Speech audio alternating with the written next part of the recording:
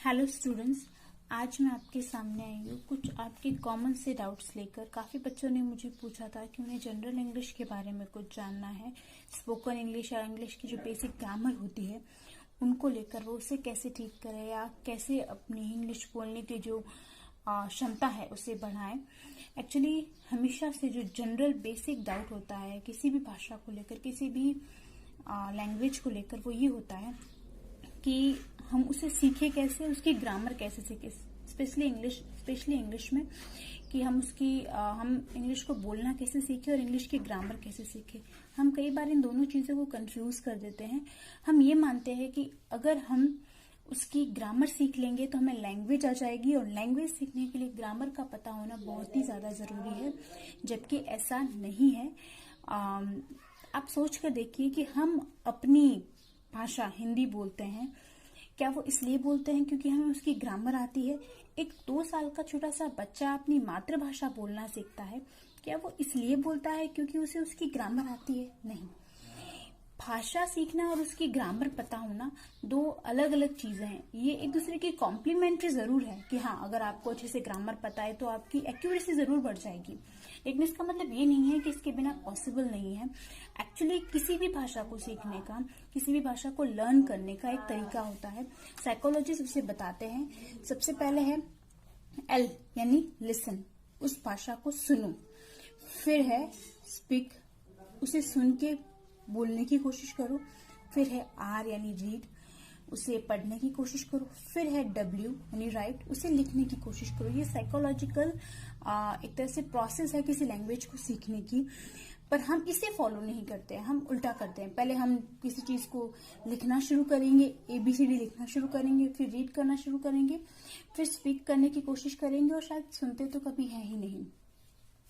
किसी भी भाषा को सीखने के लिए इस रूल की प्रैक्टिस बहुत ज्यादा जरूरी है कि हम जो कुछ भी सुनते हैं, आप टीवी चाहे देखो, वो भी आपको आपकी अंग्रेजी बढ़ाने में, अंग्रेजी को अच्छा करने में सहायक हो सकता है। जब भी आप उसमें कोई नया शब्द, चाहे न्यूज एंकर हो, चाहे कोई एक्टर हो, नया शब्द बोलता है, तो आप इमेजिन करो कि इस परिस्थिति में, इस सिचुएशन में उस शब्द का क्या मतलब होगा। अगर आप इस चीज को अच्छे से सुन के अपने अंदर उतार कर बोलने की कोशिश करोगे तो चीजें ठीक होती जाएंगी, बेसिक चीजें ठीक होती जाएंगी।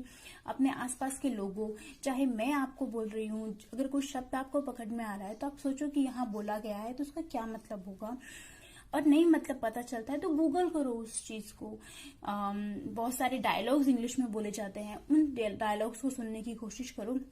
अगर आप ये प्रोसेस फॉलो करते हैं तो आप अपनी भाषा को अच्छा कर सकते हैं।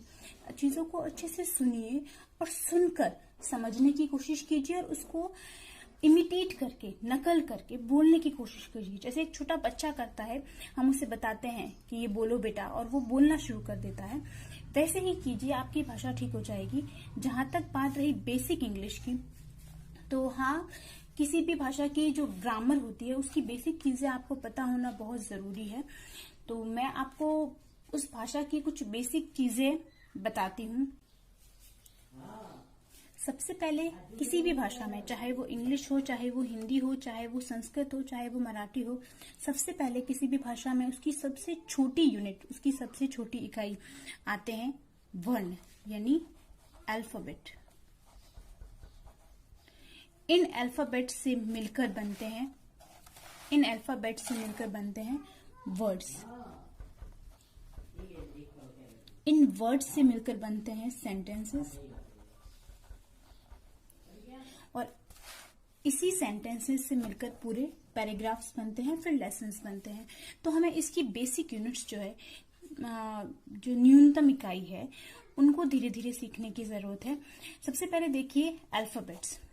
अंग्रेजी में हमें पता है कि 26 अल्फाबेट्स होते हैं, उसमें से 5 जो है वॉवेल होते हैं, AEIOU, और दूसरे 21 जो है वो कॉन्सोनेंट्स होते हैं, व्यंजन होते हैं। 5 स्वर और 21 व्यंजन होते हैं। ये बेसिक चीजें हमें पता होने की जरूरत है। उसके बाद इन अल्फाबेट, इन वर्णों के सही मेल से बनते हैं वर्ड्स। अब ये वर्ड्स ही सबसे बड़ी प्रॉब्लमैटिक चीज है इंग्लिश में, कि हमें वोकैब ही याद नहीं होती, हमें वर्ड्स ही याद नहीं होते। इनको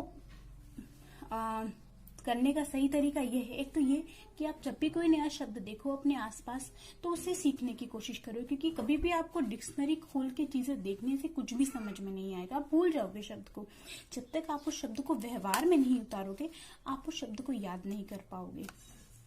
फिर सबसे बड़ी चीज आती है कि जब हम इन वर्ड्स को सेंटेंसेस में यूज करते हैं तो वो क्या बन जाते हैं, या अंग्रेजी में कितने प्रकार के शब्द होते हैं। जैसे हम हिंदी में सुनते हैं ना कि संज्ञा होता है, सर्वनाम होता है, विशेषण होता है, उसी तरह से अंग्रेजी में कितने प्रकार के शब्द होते हैं। इसके लिए एक ग्रामर का टॉपिक है जिसे हम बोलते हैं पार्ट ऑफ स्पीच।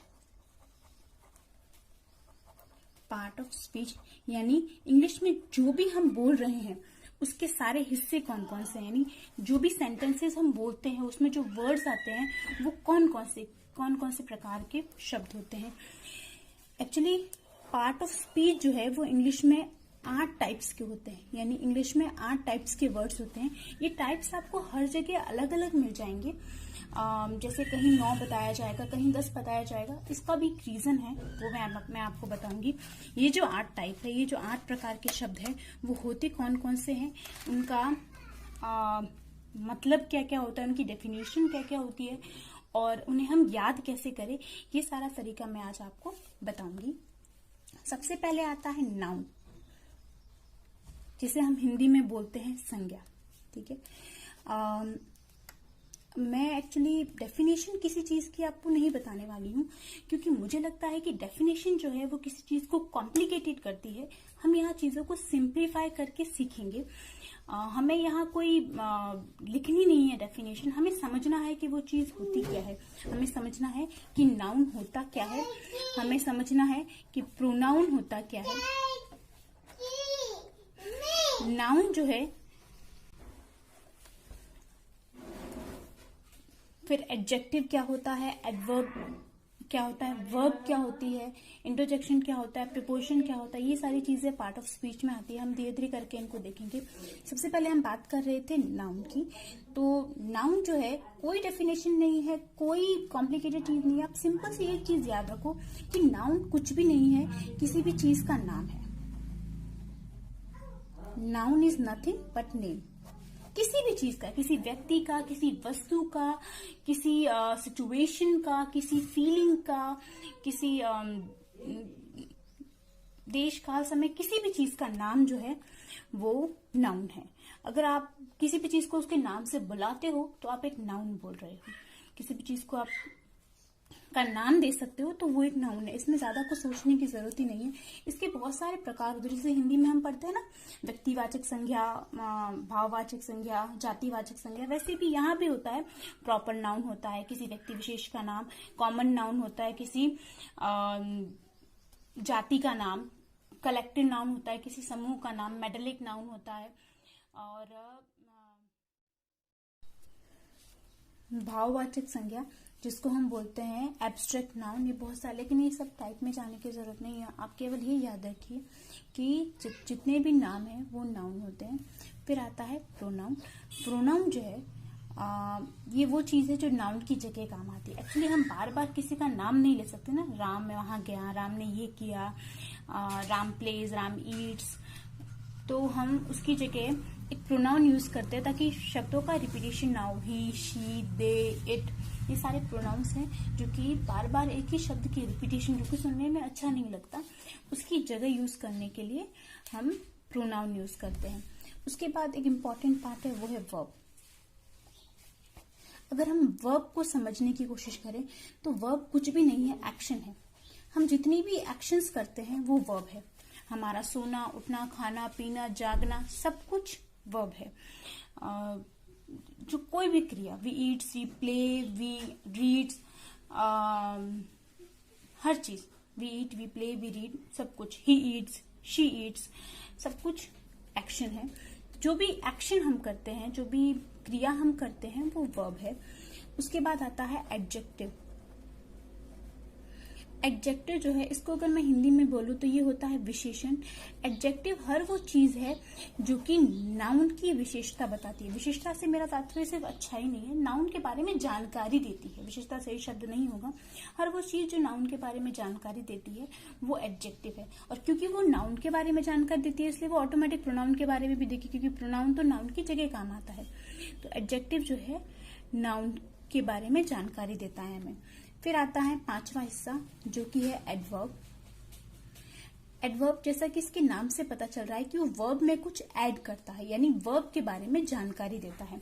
जैसे कि मैं बोलूं दैट राम रन्स, ठीक है। अब राम दौड़ रहा है, वो कैसा दौड़ रहा है? वो फास्ट दौड़ रहा है, वो स्लो दौड़ रहा है, वो अच्छा दौड़ रहा है, वो बुरा दौड़ रहा है। हर वो चीज की जानकारी कौन देगा? Adverb. Ram runs fast, Ram runs slow, Ram runs good, everything, हर चीज की जानकारी एडवर्ब देगा।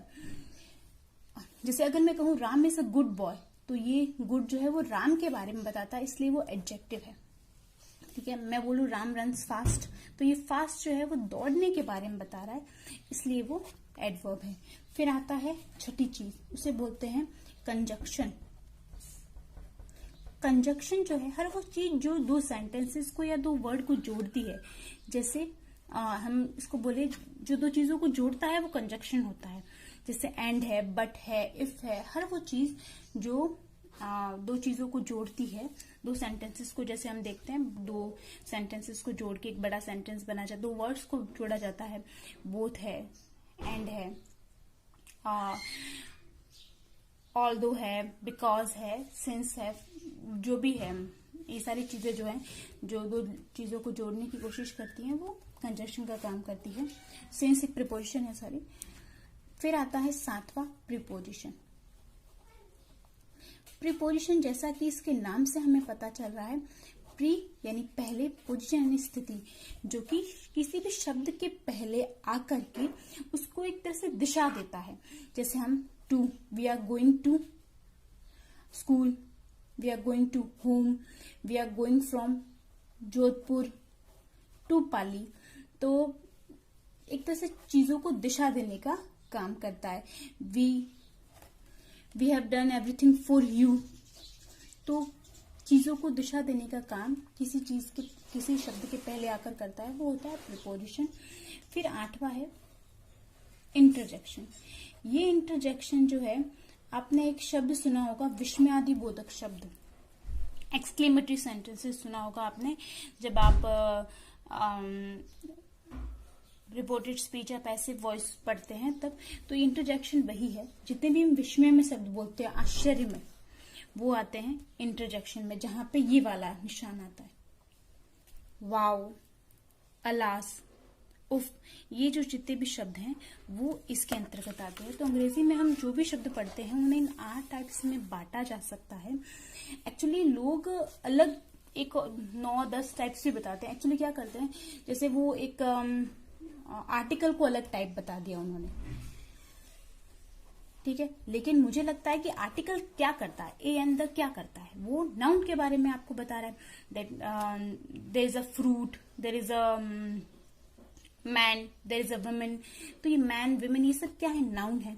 अगर आर्टिकल आपको नाउन के बारे में बता रहा है तो अल्टीमेटली वो क्या हुआ? एडजेक्टिव हुआ, क्योंकि ये तो एडजेक्टिव का काम है नाउन के बारे में बताना। तो अगर आर्टिकल इसका काम कर रहा है तो ये भी एक एडजेक्टिव है, इसलिए इसका अलग टाइप हमें बताने की जरूरत नहीं है।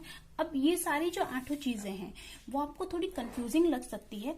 मैं आपको एक ट्रिक के जरिए ये सारी चीजें शॉर्ट में बताने की कोशिश करती हूँ। शायद आपको बहुत अच्छे से समझ में आ जाएगा कि 8 टाइप्स होती क्या है, और इन्हें याद करने के लिए आपको रट्टा मारने की जरूरत ना पड़े। देखिए, एक स्टोरी सुनाती हूँ मैं आपको, उस स्टोरी से आपको पता चल जाएगा कि ये 8 टाइप्स क्या होती हैं। सबसे पहले हमारे पास है एक ग्रामर फैमिली,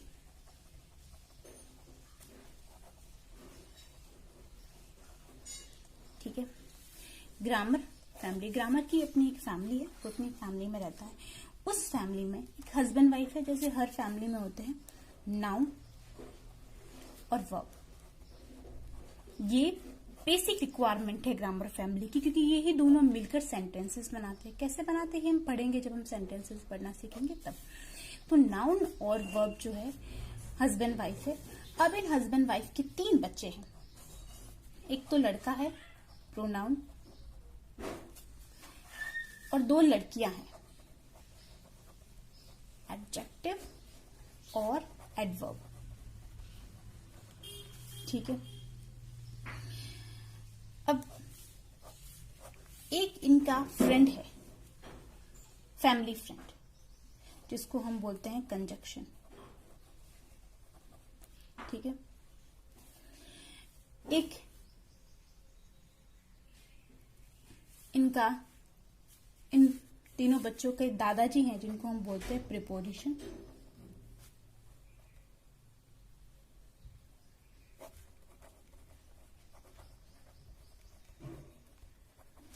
और एक और दोस्त है इनका, जो कभी कभी आता है, जिसको हम बोलते हैं इंटरजेक्शन। अब इस ग्रामर फैमिली में होता क्या है वो देखिए। सबसे पहले इस ग्रामर फैमिली में नाउन है और वर्ब है, जो कि सेंटेंस को बनाने का काम करते हैं, बेसिक काम करते हैं। फिर इनका एक बेटा है, प्रोनाउन, और 2 लड़कियां हैं, एडजेक्टिव और एडवर्ब। प्रोनाउन जो है, अब आप देखिए बेटा फैमिली में क्या काम करता है, वो पिता की रिस्पॉन्सिबिलिटी निभाता है। जब भी पिता घर पे ना हो या पिता से अकेले काम ना हो पाए, तब बेटा उनकी मदद करता है।